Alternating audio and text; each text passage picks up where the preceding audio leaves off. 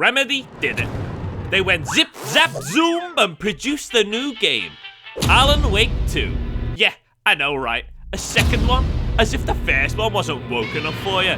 Isn't that right, my guy? Alan Wake is by far one of the most beautiful video games I think I've ever seen in my life. Sorry, did you want to get immersed in our world? Yeah, well, guess what? Fucking pronouns! Whoa! Well, joke's on you. I'm playing a girl. Now I have all the power. Take that, bitch! So, I did play Alan Wake 1, but that was back in 2010 and I don't remember liking it too much. Looking back, I can't really put my finger on why. I just remember it being worse than all the other games out that year. More like, Alan, take this outside and burn it. Am I right, fellas? Oh wait, people actually like this game. Well, the good news is, I really liked Alan Wake 2. I was a big fan of Remedy's control, and I like what they did with this sequel. I wouldn't really call this a horror game. It wasn't very scary. It was more like a spooky psychological thriller meets murder mystery.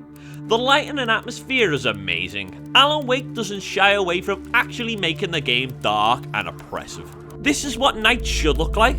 A lot of games tend to brighten up nighttime, even though it takes away from the inherent spookiness of darkness. Darkness itself is plain just scary. I mean, there's a reason why I still sleep with my nightlight on. Who knows when that fella from Monsters Inc. will burst through my wardrobe? Oh, yeah! The sound design of this game is great, and its use of silence only adds to the atmosphere.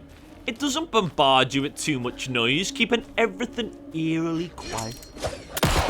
The only thing that annoyed me was the stupid jump scares. They were just loud noises with a big flash on the screen. What kind of crazy bastard thought that was a good idea? I was a very big fan of the story. It was weird, wonderful, and pretty confusing. The story's split into two campaigns. In one, you're an FBI agent called Saga, and in the other, yes, you guessed it, you play as Big Boy Ali Wake. When playing as Saga, you're trying to piece together the mystery and find out what the hell is going on. As Big Al, you're writing a story. Well, I mean, he is a writer. No, he's actually stuck in a loop where he needs to beat Alan Fake and write his way out. What that means, I have no idea. Some of his missions are the weirdest. I mean, they put a fucking musical in the game, and it turned out great. I don't understand it at all, but it's great. I'd say gameplay was one of the weaker aspects for me. Sure, it does the job, but it's nothing to write home about. If you're coming from Control, you might be disappointed. Although, saying all this, it's a lot better than Alan Wake 1's gameplay.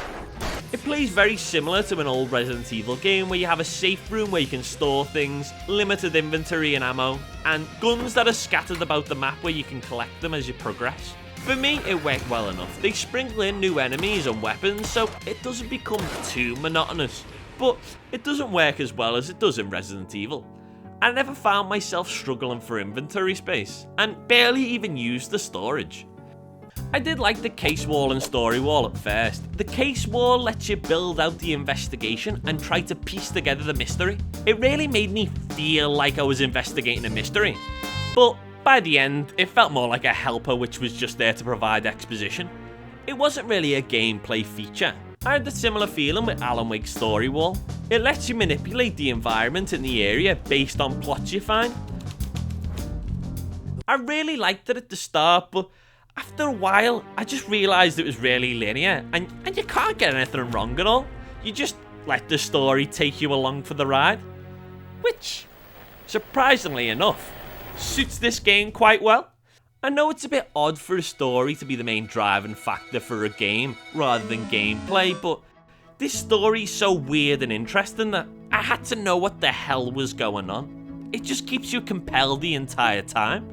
When you play it, you can really tell the amount of passion and effort they put into this game. I wouldn't say it's my game of the year, but I would say it's a very, very good experience. If you ask me honestly, I would give this game an Alan Steak out of 10. But don't you let them see Alan Bake. They're not on good terms. They don't like each other. They're always at odds. Oh God, it's Alan Snake.